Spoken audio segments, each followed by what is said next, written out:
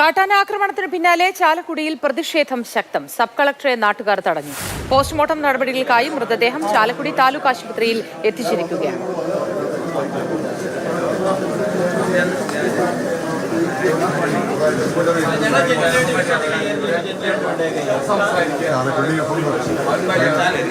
വിശദാംശങ്ങളുമായി റിയ ചേരുന്നു.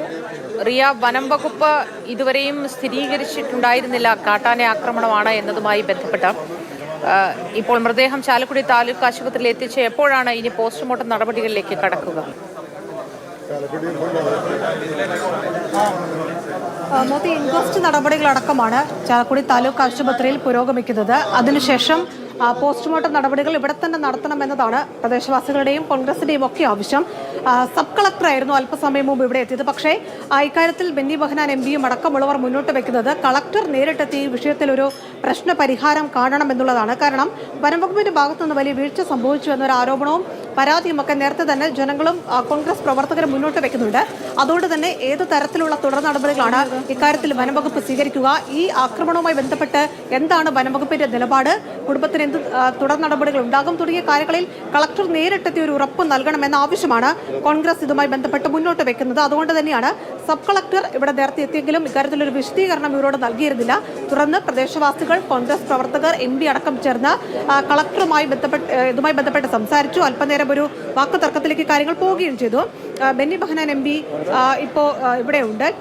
ഇതുമായി ബന്ധപ്പെട്ട് അദ്ദേഹം നേരത്തെ തന്നെ പറഞ്ഞത് ഈ ഒരു തീരുമാനം ഉണ്ടാക്കുന്നതുവരെ ഇവിടെ തന്നെ തുടരും. അതിനുശേഷം മാത്രമേ മൃതദേഹം വിട്ടുകൊടുക്കുന്നത് അടക്കമുള്ള കാര്യങ്ങളിൽ ഒരു തീരുമാനത്തിലേക്ക് പോകൂ. ഈ പ്രതിഷേധം മുന്നോട്ട് കൊണ്ടുപോകുമെന്ന നിലപാടാണ് ബെന്നി ബെഹനാൻ എംപി കോൺഗ്രസ് സ്വീകരിച്ചിരിക്കുന്നത്. മാത്രമല്ല, നാളെ അതിരപ്പള്ളിയിൽ 6 മണി മുതൽ വൈകുന്നേരം 6 മണി വരെ ഒരു ഹർത്താലിന് സംയുക്ത സമരസമിതി, അത് എല്ലാ രാഷ്ട്രീയ പാർട്ടികളുടെയും പിന്തുണയോടുകൂടി ഒരു ഹർത്താലിന് ആഹ്വാനം ചെയ്തിട്ടുമുണ്ട്.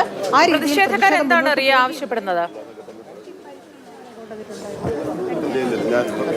കോൺഗ്രസ് ഇതിൽ ആവശ്യപ്പെടുന്നത് ഒരു കൃത്യമായ തീരുമാനം ലഭിക്കണം. അത് കളക്ടർ ഉറപ്പ് നൽകണമെന്നാണ് അവർ ആവശ്യപ്പെടുന്നത്. എംപിയുടെ പ്രതികരണത്തിലേക്ക് പോകാം.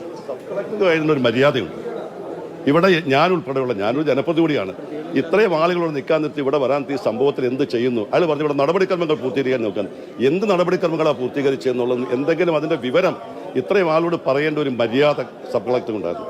ആ മര്യാദ ചെയ്താൽ ഇപ്പം ഞാൻ അദ്ദേഹത്തെ ചൂണ്ടിക്കാണിച്ചു. അല്ല, എനിക്ക് വേറെ എന്നോട് അപമര്യാദ പെരുമാറും. എനിക്ക് അങ്ങനെ ഒരു കോംപ്ലക്സും ഇല്ല. ഞാൻ സംസാരിച്ചത് കളക്ടറുമാണ്. ഞാൻ അദ്ദേഹമായിട്ട് സംസാരിച്ചിട്ടുമില്ല.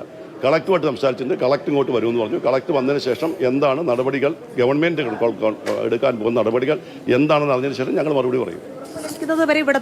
ഉറപ്പെന്ന് പറഞ്ഞിട്ട് എന്താണ് ഗവൺമെന്റ് ചെയ്യാൻ പോകുന്നത്? ഇതിൻ്റെ അകത്ത് ഉറപ്പ് ഇപ്പോൾ ഒറ്റയടി കളക്ടർക്ക് മാത്രം ഉറപ്പ് നൽകാൻ പറ്റുമെന്ന വിശ്വാസമൊന്നും എനിക്കില്ല.